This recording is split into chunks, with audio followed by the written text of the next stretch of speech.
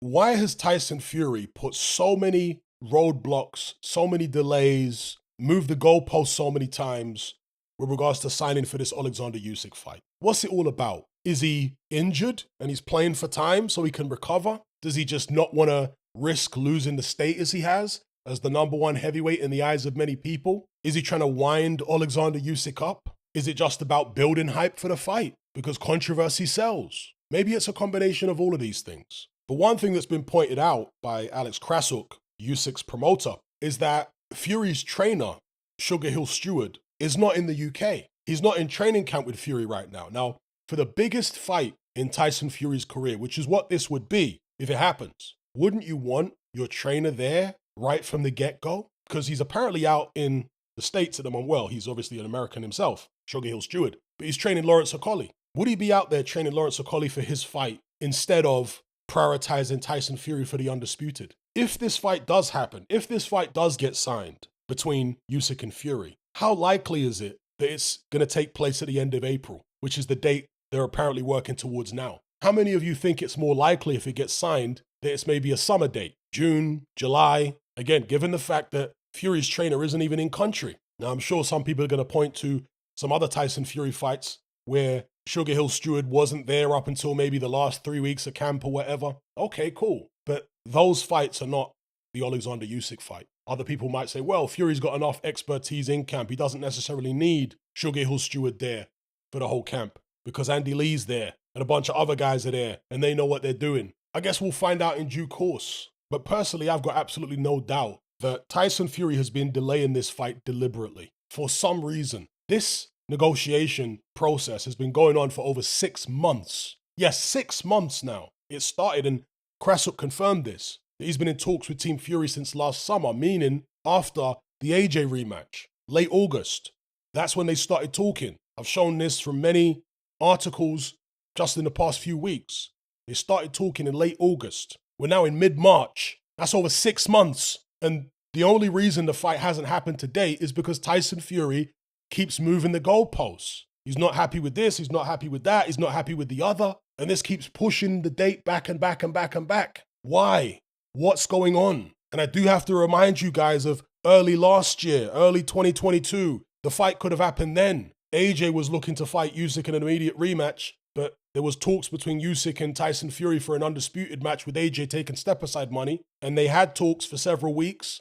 Then all of a sudden, in the middle of it, Tyson Fury comes out and says, you know what, I need a tune-up fight. Delaying the whole process. Not just delaying the process for him eventually fighting Usyk, if he does, but delaying the process for AJ getting his rematch with Usyk. The AJ Usyk rematch would have happened sooner had Tyson Fury not started messing around with all the talks, but then in moving the goalposts and said, oh, actually, I want a tune-up fight. He just slowed the whole process down for everybody with all that nonsense. And here we are again, Tyson Fury drawing things out for some reason. I can't imagine it's all just down to building the fight and promoting the fight. No.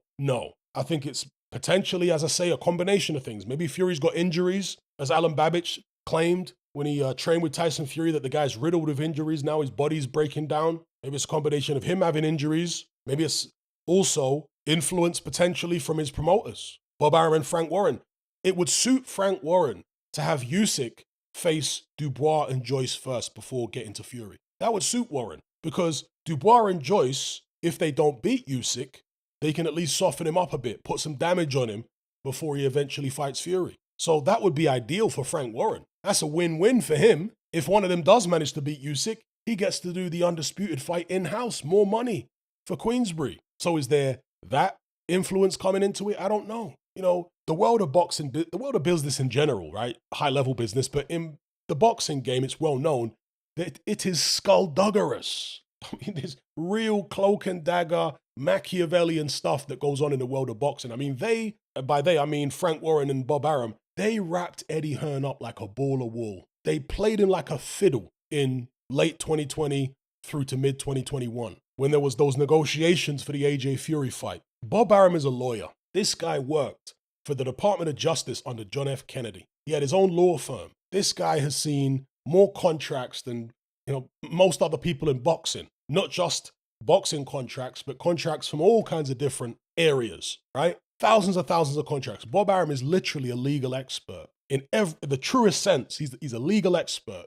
This guy's seen contracts, written contracts, read contracts, been in court cases and arbitrations, you name it. He's nearly 100 years old. He's in his 90s. Been doing this for decade upon decade.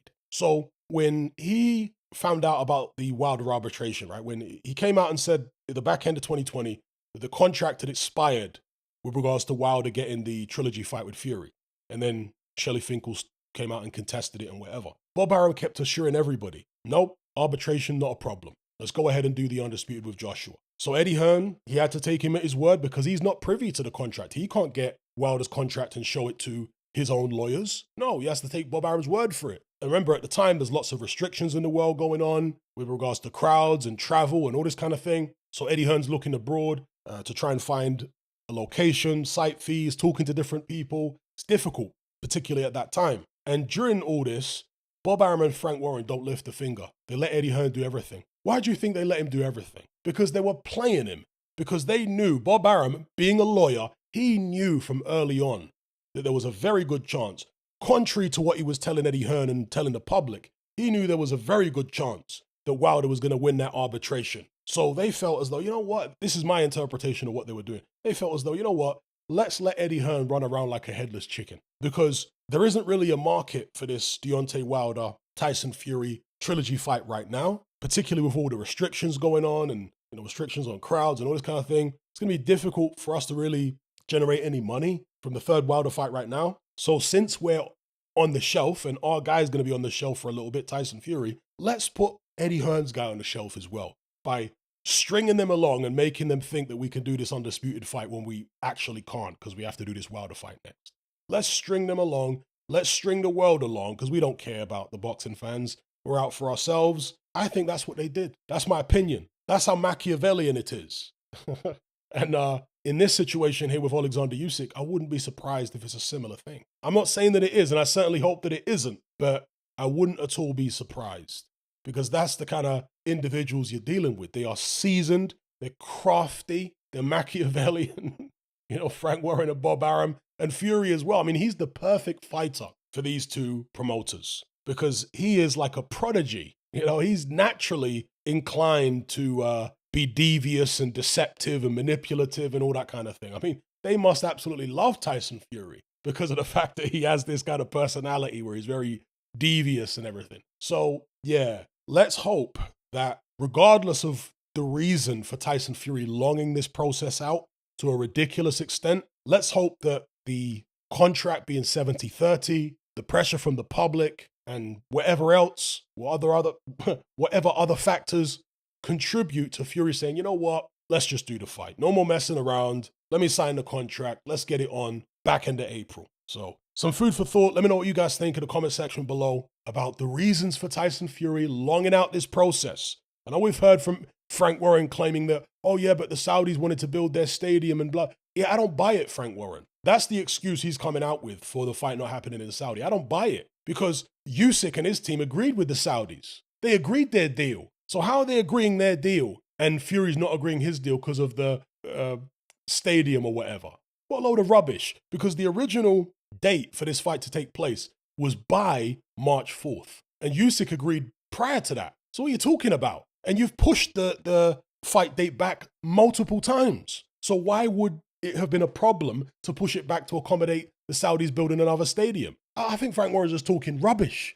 There's another reason going on, in my opinion, in my estimation, as to why Fury didn't accept that Saudi deal. And after not accepting that Saudi deal when Usyk did, he then started moving the goalposts again because early on in negotiations, Team Fury said it would be 50-50. And of course, if the fight was in Saudi, they both get a site fee. You don't have to worry about purse splits. But once the fight goes to the UK, now you've got to worry about purse splits. Now you've got to argue and negotiate over purse splits. You're creating a problem that wasn't previously there if you just had the fight in Saudi Arabia. You see it? So everything that Fury has done has been to create roadblocks, has been to create obstacles for the fight to actually happen. And again, the question is why? What's it all about? Probably a combination of lots of things, right? But I do, for whatever it's worth, suspect that Tyson Fury has been having issues with injuries.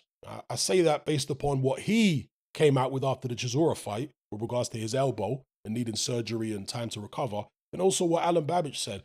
And the fact that Tyson Fury has not looked after his body over the years. Throughout the first half of his career, and I say that up until his ban, that's why I class as the first half. The first half of his career was, and particularly before he got with his uncle Peter, was him constantly drinking out on the town. I mean, living a terrible lifestyle for a boxer.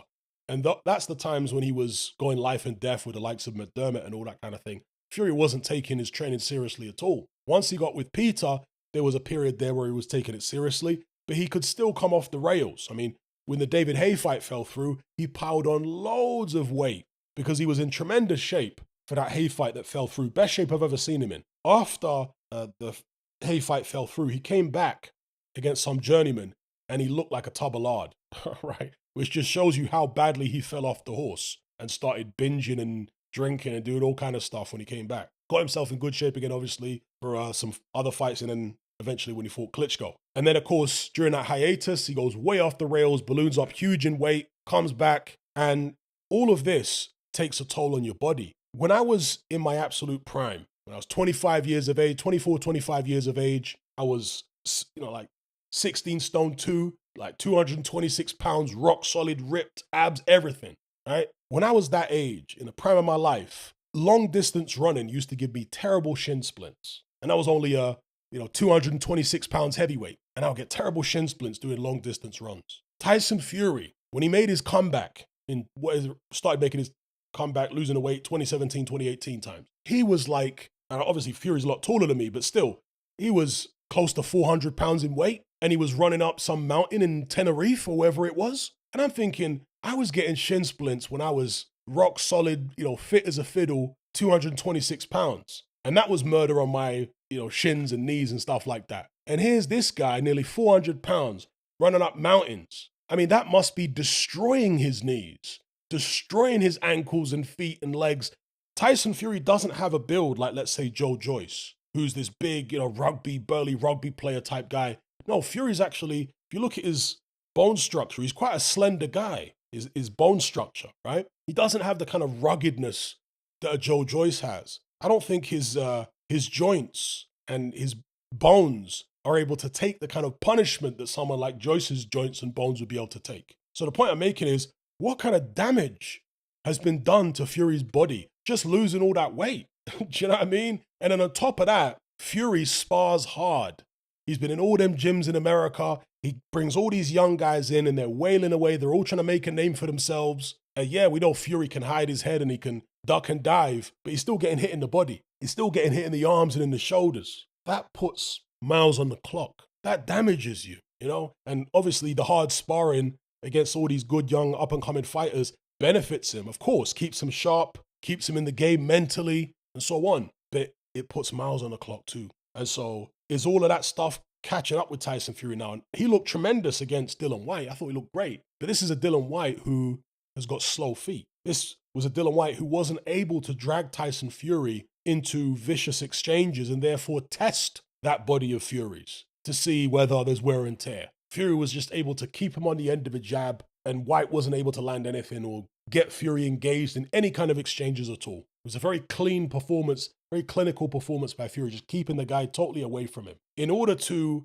expose any injuries or wear and tear on Tyson Fury, it's going to take someone that is able to bring Fury out of his comfort zone, whereby he can't just sit behind a jab and be comfortable there and keep you on the end of one and hit you with an uppercut eventually. No, it's going to take someone that's either going to make Fury have to chase them down, or someone who's big enough to actually bring it to him, whereby he, again, can't just sit on the end of a jab because the person's just as tall as he is or close and has a similar reach. You see what I'm saying? It's going to take those two scenarios to actually expose if Tyson Fury has any issues with regards to injuries and wear and tear. And obviously the former is Alexander Usyk. If Fury's got any issues with them knees, if he's got any issue with them legs, the hips and all that kind of stuff from all them runs when you're crazy overweight and the damage over the years, it will be exposed against someone like Usyk who's going to have him moving all over the place. You have to chase Usyk down, pin him down, lean your weight on him and all that kind of thing.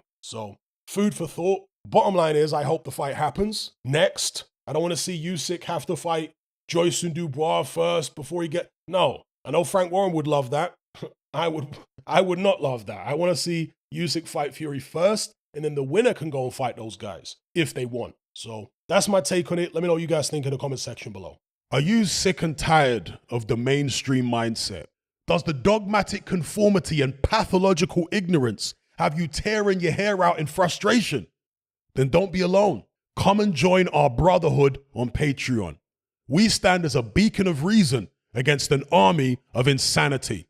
You'll gain access to my weekly topical podcast where we take more deep dives than Jacques Cousteau on an endless variety of subjects. There's also videos, interviews, live Q&As, as well as a vast back catalogue of previous episodes, including my popular Confessions of a Nightclub Bouncer series.